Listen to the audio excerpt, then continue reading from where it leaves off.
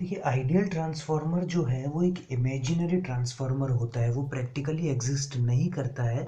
और जो उस आइडियल ट्रांसफार्मर होता है उसकी कुछ प्रॉपर्टीज़ होती हैं, जैसे कि उसके अंदर कोई लॉस नहीं होता है, जैसे उसके अंदर कोई कॉपर लॉस नहीं होता है, वाइंडिंग रेजिस्टेंस उसका नेग्लिजिबल होता है, उसके आयरन लॉस नहीं होता है उसके कोर में, और कोई लीकेज फ्लक्स नहीं होता है।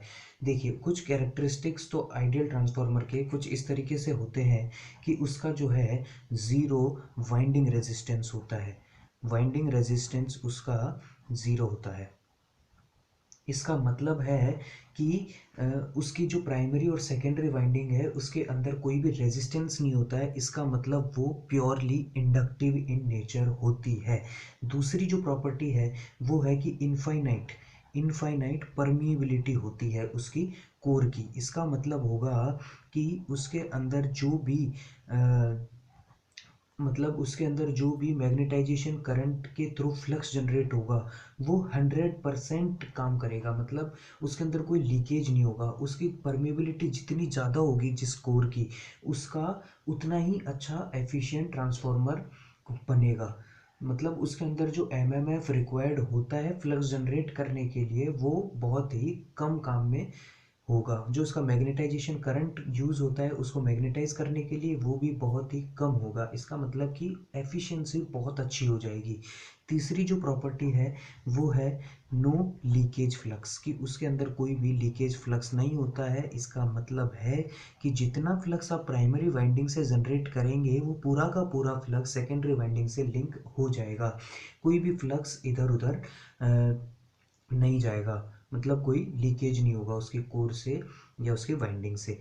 चौथी बात जो होती है वो होती है 100% एफिशिएंसी। आइडियल ट्रांसफार्मर की हम मानते हैं कि 100% एफिशिएंसी होती है, जैसा कि उसके अंदर हमने पहले ही कहा है कि कोई लॉस नहीं होते हैं, जैसे हाइस्टेरिस लॉस हो गया, कोर लॉस हो गए, कॉपर लॉस हो गए, एडी करंट लॉस हो गया। इस तरीके का कोई भी लॉस नहीं होता है, उसका वाइंडिंग रेजिस्टेंस जीरो होता है, इनफाइनाइट परमिएबिलिटी होती है, तो उसकी जो एफिशिएंसी है वो इनफाइनाइट होनी चाहिए। अब जैसे अगर मैं इस सर्किट की बात करूं तो इस सर्किट को एक आइडियल ट्रांसफार्मर की तरह मैंने लिया है।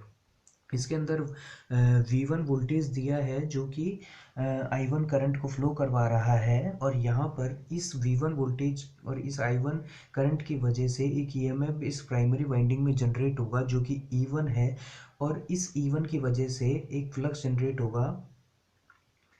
नहीं, फ्लक्स इस I1 की वजह से फ्लक्स जनरेट होगा 5 उसकी वजह से एक EMF जनरेट होगा, वो E1 होगा। और फिर उस इस फ्लक्स की वजह से यहाँ पर एक E2 फ्लक्स जनरेट होगा, वो E2 EMF जनरेट होगा, और वहाँ से हमको यहाँ पर जो लोड लगा है इसके अंदर जो आउटपुट है वो मिल जाएगा। अब देखिए, मैं आपको फेजर डायग्राम के थ्रू समझाने की कोशिश करता हूँ। देखिए, जो V1 है उसकी वजह से I1 जनरेट हुआ है, और I1 की वजह से फ्लक्स जनरेट हुआ है। इसका मतलब है कि इंडक्टिव पार्ट की अगर हम बात करें तो इसके अंदर जो V1 और I1 है, तो I1 जो है वो लैग करता है V1 को 90 डिग्री से। अब I1 और जो 5M है ये दोनों आपस में फेज में होंगे, ठीक बात है। तो जैसे अगर हम फेजर डायग्राम की इधर बात कर लें या फिर इधर बात कर लें, ये हमारा फेजर डायग्राम होगा, ये हमारा V1 है जो कि ऑल्टरनेटिंग सोर्स से मिला है। अब जो I1 है वो लैग करेगा I1, और ये जो है ये मैग्नेटाइजिंग करंट होगा जो कि उस कोर को मैग्नेटाइज करने के लिए काम में आ रहा है। और यहाँ पर जो होगा वो 5M होगा। ये 5M इसलिए होगा कि ये 5M इस I1 की वजह से जनरेट हुआ है, और ये दोनों आपस में फेज में होंगे। अब देखिए, लेंज लो तो आप सब जानते ही हैं। लेंज लो का मैंने बताया था कि ये हमेशा अपने जनरेशन का अपोजिशन करता है, अपने जनरेशन को अपोज करता है कि वो किस उसके कॉज को अपोज करता है। तो यहाँ पर V1 की वजह से ही E1 जनरेट हुआ है, E1 जो V1 की वजह से जनरेट हुआ है। लेकिन जो E1 है वो आइडियल ट्रांसफार्मर में उसकी जो वैल्यू है वो V1 के बराबर ही होती है, उसके अंदर कोई लॉस नहीं होता है।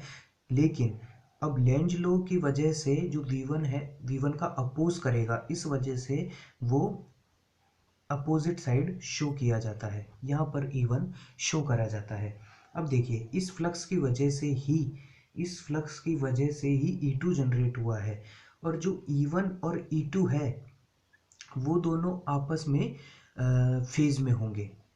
ये बात आपको समझ में आ रही होगी। E1 और E2 जो है वो आपस में फेज में होंगे और इसी वजह से V2 जनरेट हुआ है, तो V2 भी इधर ही होगा। ठीक बात है। और इतनी ही बात यहाँ पर समझाने जैसी है कि और जो V2 है उसका मैग्नीट्यूड भी E2 के बराबर ही होगा और V1 के अपोजिट होगा। अब जो है ट्रांसफॉर्मेशन रेशियो की अगर मैं बात कर लूँ तो वो होता है T1 upon T2, E1 upon E2, या फिर V1 अपॉन V2, और हम कह सकते हैं उसको I2 अपॉन I1। जैसे कि आइडियल ट्रांसफार्मर में हमको पता है कि कोई पावर लॉस नहीं होता है, जितनी पावर आपने दी है उतनी ही पावर आपको मिल जाएगी। इसका मतलब ये होगा कि जो V1 I1 है उतना ही V2 I2 मुझे आउटपुट में मिल जाएगा। ये मेरा आइडियल ट्रांसफार्मर का पैरामीटर होता है कि जितना आपने पावर ट्रांसफ़र करी है उतनी ही पावर आपको आउटपुट में मिल जाएगी बिना किसी लॉस के। और जो रेटिंग है वो केवीए में होती है। ये केवीए 1 हो जाएगा और ये केवीए 2 हो जाएगा। यहाँ तक की बात आपको समझ में आई।